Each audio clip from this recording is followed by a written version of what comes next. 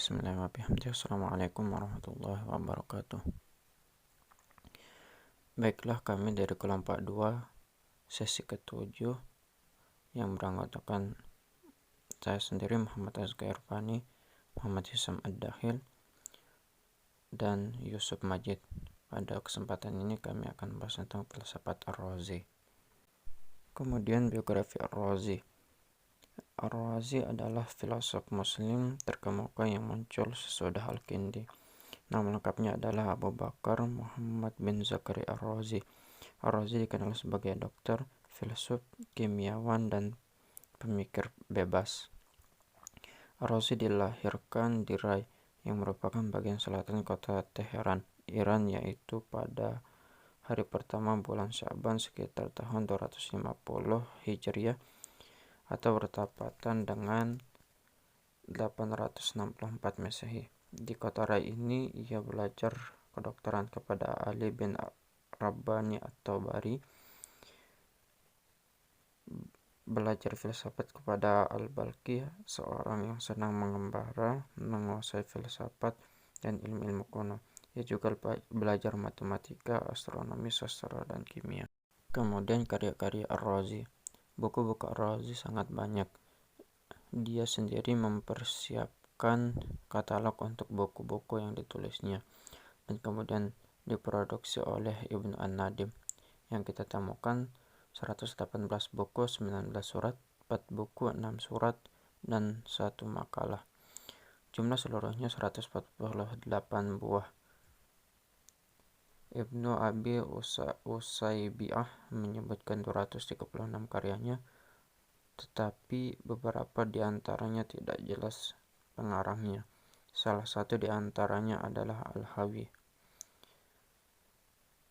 yang terdiri dari 20 jilid. Karya ini lebih dianggap sebagai buku induk dalam bidang kedokteran. Agaknya Al-Hawi lah yang merupakan karya yang terbesar dan meluas sesuai dengan namanya. Buku ini pula dianggap intisari ilmu-ilmu Yunani, Syriah, dan Arab. Adapun buku-buku tersebut dikelompokkan sebagai berikut. Yang pertama, membahas tentang ilmu kedokteran, ilmu fisika, kemudian logika, matematika, dan astronomi, kemudian komentar, ringkasan, dan ikhtisar. Selanjutnya filsafat dan ilmu pengetahuan, hipotesis, metafisika, teologi, ateisme, dan buku campuran. Di antara buku Ar-Razi yang dapat disebutkan di sini sebagai berikut: Al-Asrar, yaitu membahas bidang kimia yang pernah diterjemahkan dalam bahasa Latin oleh Karen of Cereman. Kemudian Al-Hawi, ensiklopedia kedokteran yang masih dipakai sampai abad ke-16 di Eropa, diterjemahkan dalam bahasa Latin dengan judul Continence. Kemudian Al-Mansuri, Liber Al-Mansuri, yaitu 10 jilid doktrin kedokteran. Kemudian Al-Jidar wa Al-Hasbah, analis penyakit campak dan cacar. At-Tib Ar-Ruhani, pemikiran komprehensif filsafat. Kemudian Sirah Al-Falsifiyah, yaitu karangan soal sejarah filsafat. Kemudian pemikiran filsafat Ar-Razi. Ar-Razi adalah seorang rasionalis murni yang menitik tolakkan seluruh pemikiran dan kecenderungannya kepada kemampuan rasionalnya.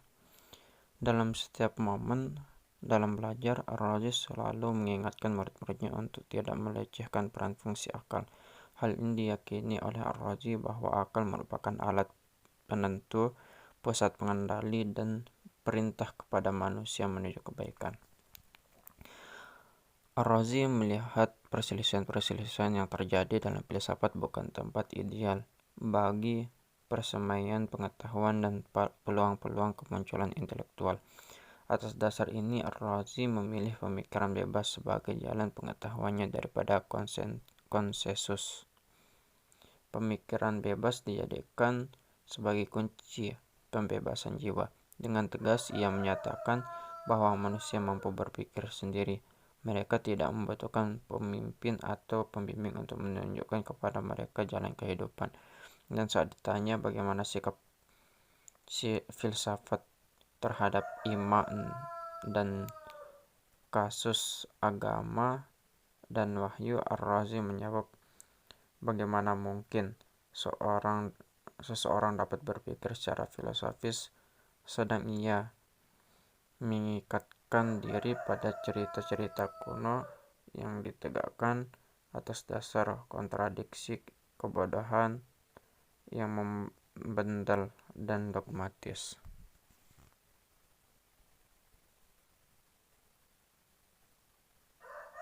Saya akan menjelaskan bagaimana filsafat 5 kekal atau al-khamsa al-qudama. Ini filsafat yang dikenal sebagai doktrin dari Imam Fakhruddin Ar-Razi yang mencakup antara Tuhan, jiwa universal, materi pertama, ruang absolut, dan zaman absolut. Atau kalau dalam dalam bahasa Arabnya itu ditulis al-bari ta'ala wan nafsu kulliyah wal hayyul ula wal makanul mutlaq wa zamanul mutlaq. Itu. Jadi ada materi, ruang, zaman. Dan ada nafsu kulliyah juga. Dan saya paparkan dalam PPT bahwa apa yang disebut materi merupakan apa yang ditangkap dengan panca indera tentang benda. Kemudian ruang, zaman. Kemudian penjelasan tentang 5 kekal ini saya bagi menjadi 5 penjelasan gitu ya. Satu-satu. Yang pertama mulai dari al-bari ta'ala atau Allah atau Tuhan. Di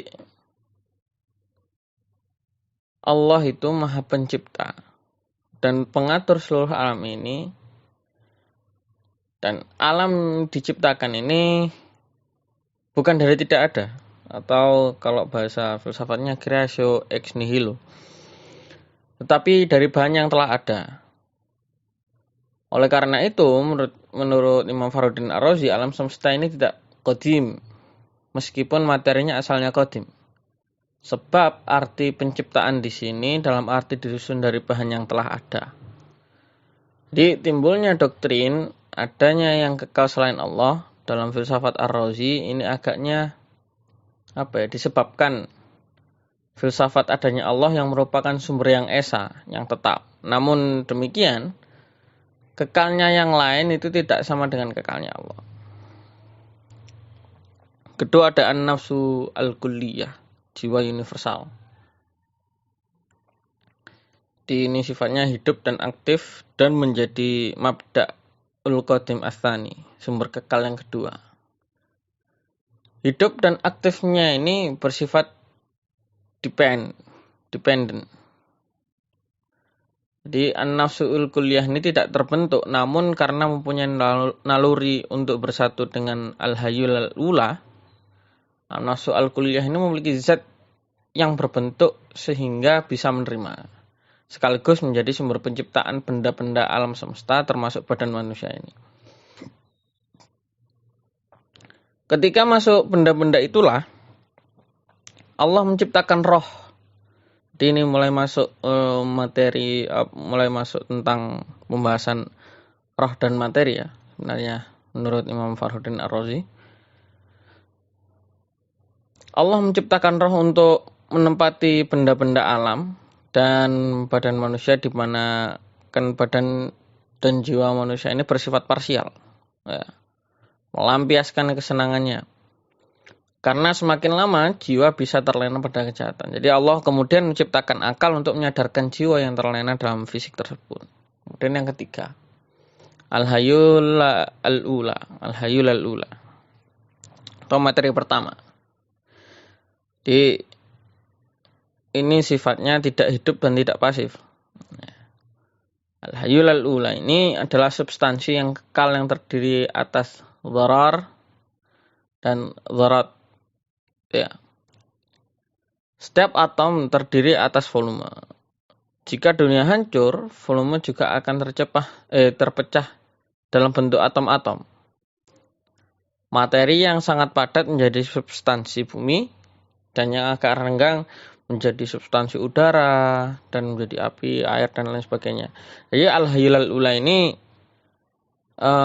kekal karena tidak mungkin berasal dari ketiadaan. Buktinya semua ciptaan Tuhan melalui susunan-susunan atau yang berproses gitu ya. Dan tidak dalam sekejap, sangat sederhana dan mudah. Dan yang keempat ada al-makanul mutlak, ruang absolut. Jadi ini sifatnya tidak aktif dan tidak pasif.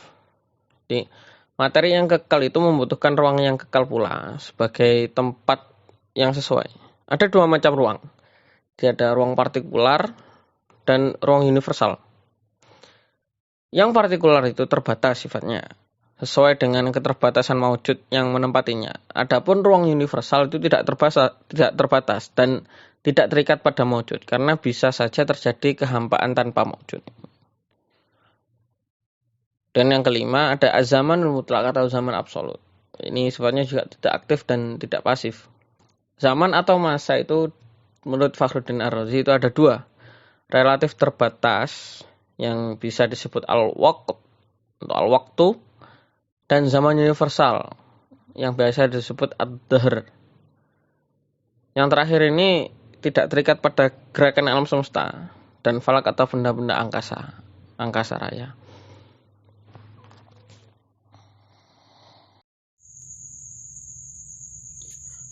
Akal merupakan hal yang utama.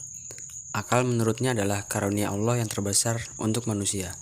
Dengan akal, manusia bisa memperoleh manfaat sebanyak-banyaknya, bahkan dapat memperoleh pengetahuan tentang Allah. Oleh sebab itu, manusia tidak boleh menyia-nyiakan dan mengekangnya, tetapi harus memberikan kebebasan kepadanya. Ar-Razi sendiri tidak percaya kepada wahyu, dan Al-Quran sendiri menurutnya bukan mukjizat. Kebenaran wahyu yang dibawa Nabi tidak benar adanya. Oleh karenanya, Al-Quran dan uslubnya tidak merupakan mukjizat bagi Muhammad. Ia hanya buku biasa. Mukjizat dipandangnya sebagai bagian dari mitos keagamaan atau rayuan dan keahlian yang dimaksudkan untuk menipu dan menyesatkan. Nikmat akal lebih konkret daripada wahyu. Akal sudah memadai untuk membedakan antara yang baik dan yang jahat, yang berguna dan yang tidak. Dengan akal, manusia mampu mengetahui Allah dan mengatur kehidupannya dengan sebaik-baiknya. Ar-Razi sendiri juga tidak percaya kepada nabi-nabi.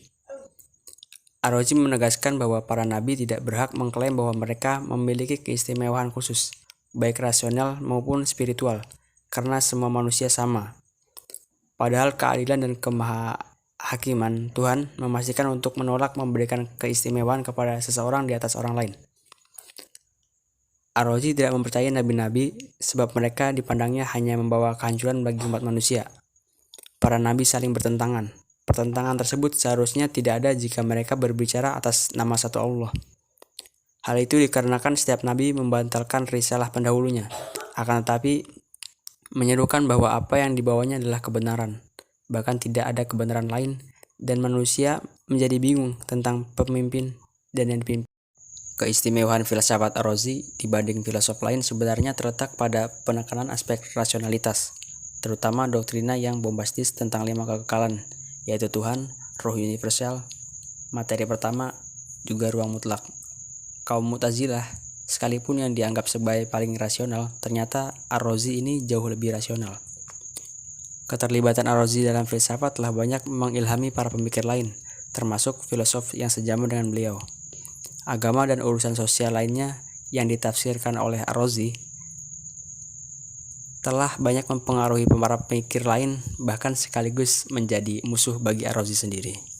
Seperti konsep 5 kekalnya yang telah memberikan solusi dalam persoalan penciptaan dunia merupakan jasa yang berharga, tidak saja bagi para filsuf sejak Plato, akan tetapi juga para filosof Islam setelahnya. Bagi filosof Islam sesudahnya, Ar-Razi telah membuka jalan bagi mereka untuk mengembangkan persoalan proses penciptaan dunia.